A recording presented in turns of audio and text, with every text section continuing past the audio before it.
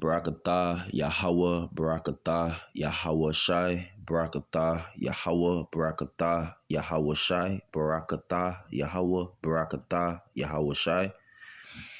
Bless you, Yahweh, bless you, Yahweh Shai. Call Haloyim La Yahweh Bahashem, Yahweh Shai Bahashem Racha Kodash. All praises to Yahweh Bahashem, Yahweh Shai Bahashem Racha Kodash.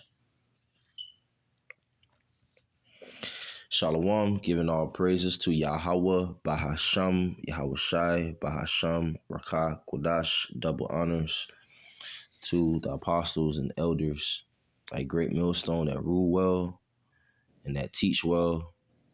Peace and blessings to the sincere brethren out there. Shalom to the very few sisters that do believe as well. To you, I say shalom. And I just want to go through Revelation chapter 6, verse 5 through 6. Verse 5 says, "And when he had opened the third seal, I heard the third beast say, Come and see. And I beheld, and lo, a black horse. He that sat on him had a pair of balances in his hand." Verse 5 NLT says, "When the Lamb, Yahushai, broke the third seal, I heard the third living being say, Come.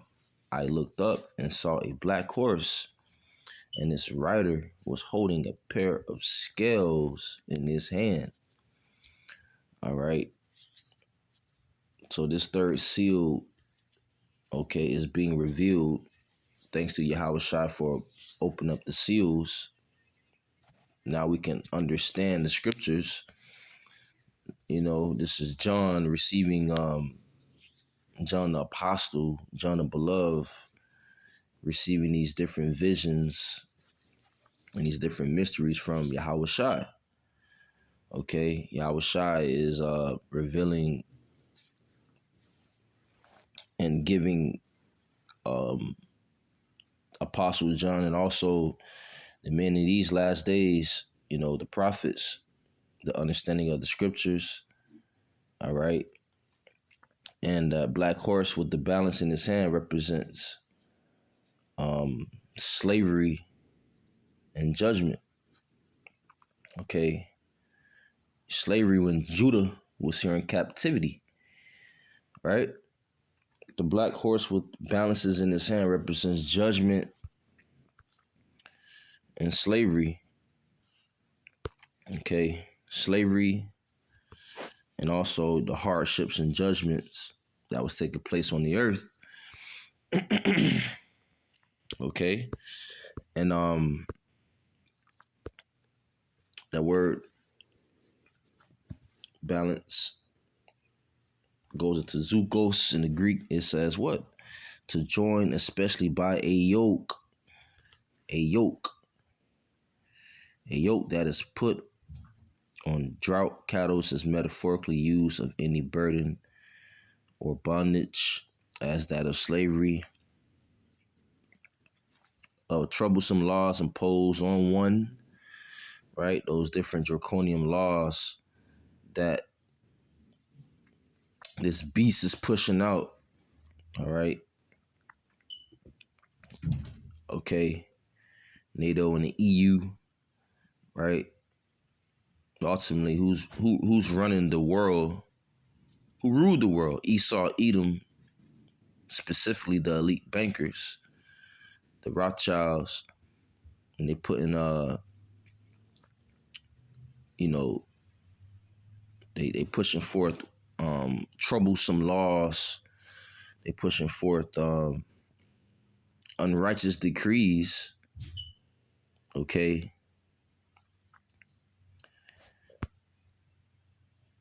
It says a balanced pair of scales. So this is talking about a yoke. It's talking about slavery. Okay. And to this very day, we still in slavery. All right. But the black horse with balances in his hand represents slavery and also judgments. Okay. And I want to bring out Isaiah chapter 10, verse 1.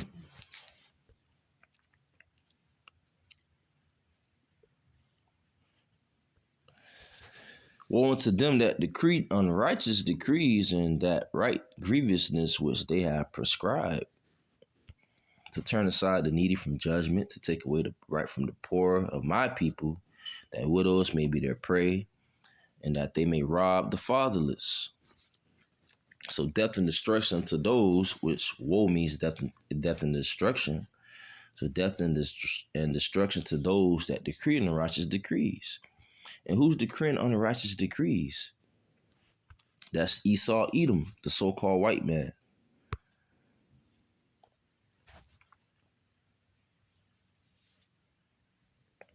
Unrighteous decrees. One who decrees, lawgiver, something decreed, govern, right? Inscribe, enact, decree, and to engrave. It was a bunch of unrighteous decrees on the Georgia Guidestones. It was engraved in in the stone. One of those decrees was to maintain humanity under 500 million. All right, so the so-called white man is going to come to having great wrath because he knows he has a short time.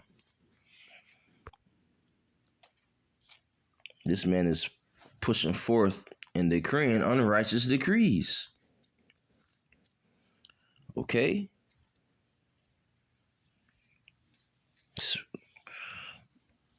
For women to get their benefits, the man have to be out the house. That's an unrighteous decree. Okay? But we can go back to Revelation chapter 6, verse 5.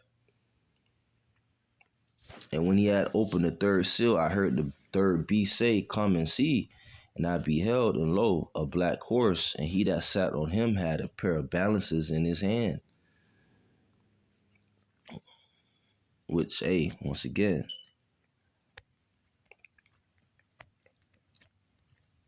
is talking about, the first part is talking about slavery.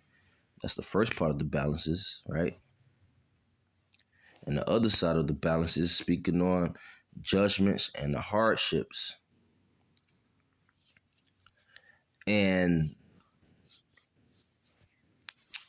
it's about to get very, very perilous out here. Verse 6. Well, before I go to verse 6, I want to read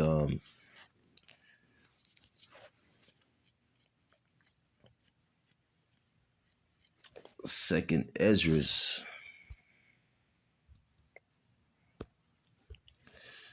Second Esdras chapter 16, verse well, before I get that, let's get Second Thessalonians. Second Thessalonians chapter 2, verse 3. It says, Let no man deceive you by any means, for that day shall not come, except there come a falling away first, and that man of sin be revealed, the son of perdition. For that day shall not come, except there come a falling away first, and that happened during slavery. Okay, that falling away happened during slavery. Okay, to the point we lost our we discontinued from our heritage. Okay, and plus it was prophesied for us to go into slavery. And let's focus on the next part of the balances, which is the judgments and the hardships.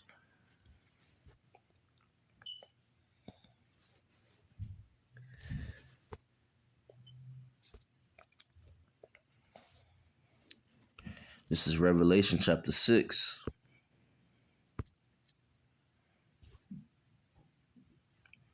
Verse 6, and I heard a voice in the midst of the four beasts say, a measure of wheat for a penny, and 3 measures of barley for a penny, and see thou hurt not the oil and the wine. Before I get that, before I break that down, I want to bring out 2nd Esdras 16. 2nd Esdras chapter 16, verse 17. Woe is me, who will deliver me in those days? The beginning of sorrows and great mournings, the beginning of famine and great death, the beginning of wars, and the powers shall stand in fear. The beginning of evils, what shall I do when these evils shall come? So we're in that time where judgment is taking place. We're in that time where people are they're in great mourning. Okay. Great mourning.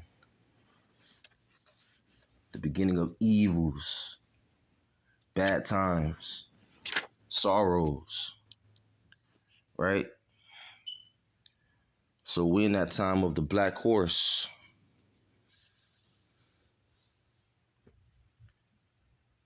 We're in the time of the black horse. Okay? That's why Ezra being a man of the Lord, very humble,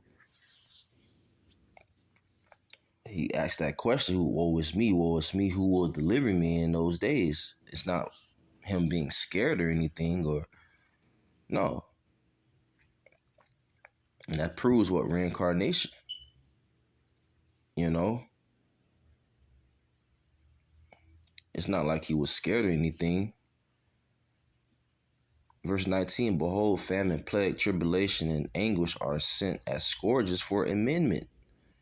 Right? They sent as scourges for correction. That's why the Most High, he brings what? Famine, plague, tribulation, anguish. Verse 20, but for all these things they shall not turn from their wickedness, nor be always mindful of the scourges. 9/11 happened. People still not repenting, right? The majority of people still wicked. Got that earthquake that happened in Haiti some years ago. They still doing voodoo and wickedness over there. You see? A lot of things happen in the world. A lot of things happen across the earth. A lot of judgment taking place. But guess what? They're not always mindful of the scourges. They're still not going to turn away from their wickedness. Okay? It's Revelation chapter 6, verse 6. And I heard a voice in the midst of the 4 beasts say, a measure of wheat for a penny, and 3 measures of barley for a penny. And see thou hurt not the oil and the wine. Right.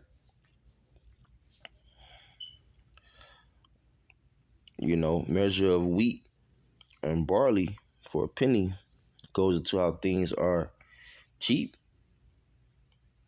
But guess what? People not worried. People think they're in a good case. But guess what? But even then, society is going to collapse. Even then, society is going to collapse.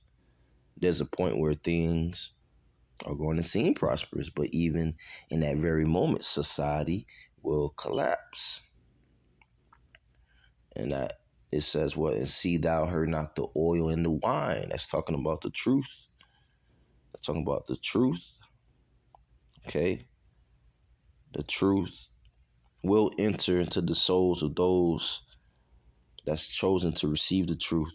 The truth is not going to be distorted. It's going to enter to those souls that were chosen from the foundation to receive this truth. And that's the elect of Israel. Right? So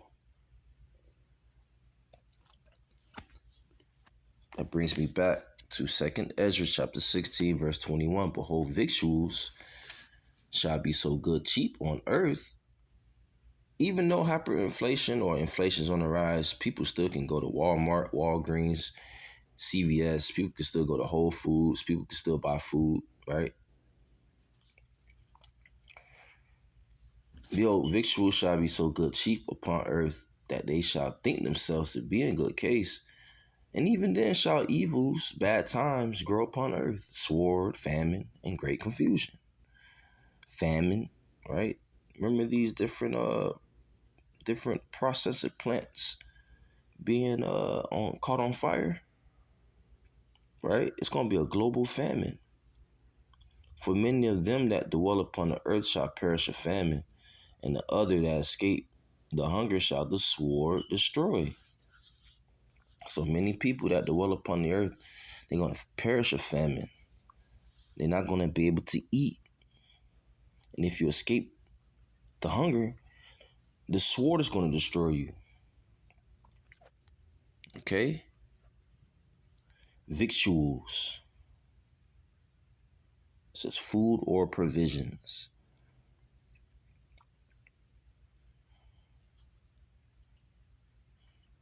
Okay? What happens when there's no food? Chaos. Desperate measures. Victuals are food. Victual is a fancy word for a very simple thing. Any substance that can be used as food. What happens when the food truck stop, coming in? What happens then? Okay, right? Wisdom of Solomon, chapter 7, verse 27.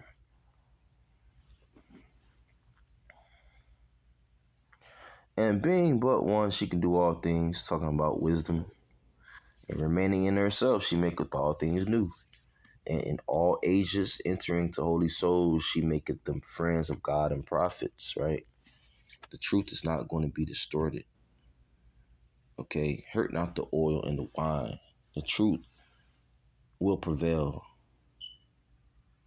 Okay, the truth will set you free.